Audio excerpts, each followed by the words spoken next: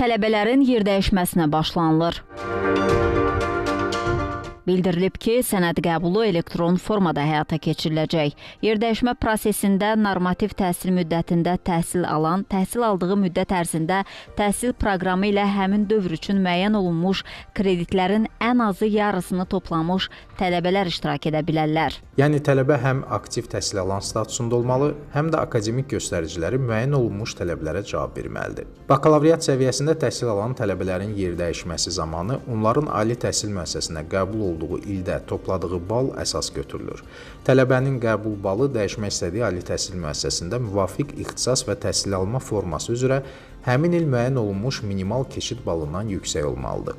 İxtisas dəyişikliyi isə bir qayda olaraq eyni ixtisas qrupu daxilində aparılır. Magistratura tələbələri isə yalnız təhsil aldıqları ixtisas və ixtisaslaşma üzrə ali təhsil müəssisəsini dəyişə bilərlər. Bu səviyyədə ixtisas və ixtisaslaşmanın dəyişdirilməsinə icazə verilmir. Eyni zamanda magistraturaya qəbul imtahanında toplanmış bal da köçülmək istənilən ali məktəbdə həmin ixtisas üzrə müəyyən olunmuş minimal keçid balından yüksək olmalıdır.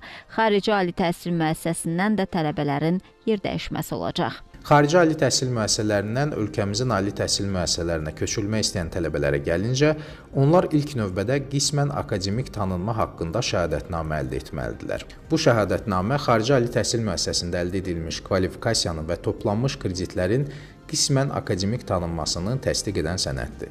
Şəhadətnamənin əldə olunması üçün müraciətlər Təhsildə Keyfiyyət Təminatı Agentliyinə təqdim olunur.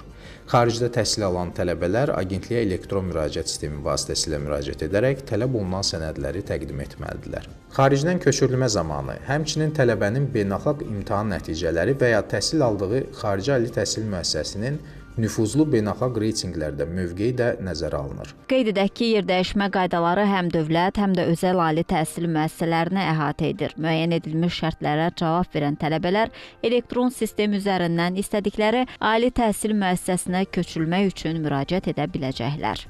Şəhla Poladova, Xəzər xəbər.